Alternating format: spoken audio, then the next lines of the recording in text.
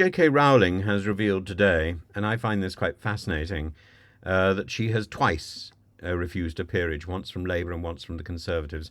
And this exposes a glaring oversight by the Conservative leadership candidate Kemi Badenoch. Badenoch, who publicly endorsed Rowling for a seat in the House of Lords during an interview, clearly failed to do her homework. Her response, Rowling's response, "It's not her, it's me," underscores the carelessness of such a suggestion. One cannot help but draw comparisons between Badenoch and her competitor Robert Jenrick. Both appeared too cavalier in their grasp of detail, a damning quality and serious contenders for leadership. They're both, in the end, lazy. They don't do the homework. They're really only interested in the glittering prizes of being at the top. Well, that's not good enough, is it?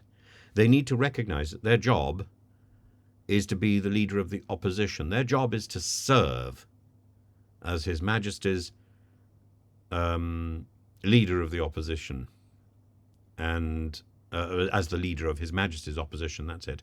And Rowling, known for her outspoken stance on sex-based rights and her vocal criticism of trans activism, is no stranger to controversy. But even in the middle of this, she maintains a degree of integrity that Badenoch seems to overlook.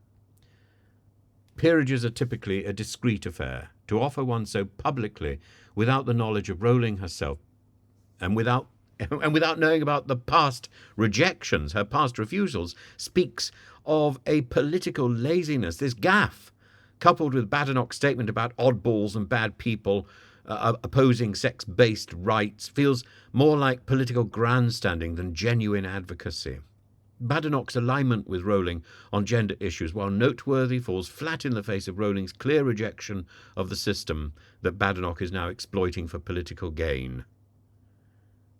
Badenoch simply is not worthy of holding high office, and nor is Jenrick. Rowling's books have captivated millions, making her one of the most influential cultural figures of our time. However, as much as Rowling's literary achievements, which of course I would point out are not as great as they are celebrated, her principles on matters like the House of Lords are equally immovable. Despite Badenoch's clumsy attempt to link herself with the author, Rowling remains aloof from the partisan fray, and rightly so, signalling her disinterest in the peerage system as a whole. This misstep by Badenoch, the stupidity of Badenoch, raises this broader issue. Badenoch and Jenrick's failure to master the details in their pursuit, in their desperate grasp of the greasy pole of leadership.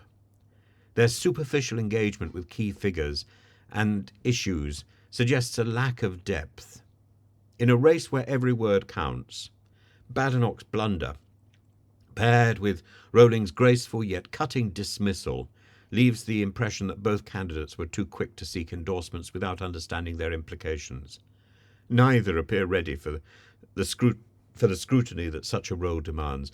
In this case, Rowling's refusal is not just a rejection of the peerage, it's a rebuke of the shallow politicking of those who would so casually offer it. It's a rebuke of Badenoch herself.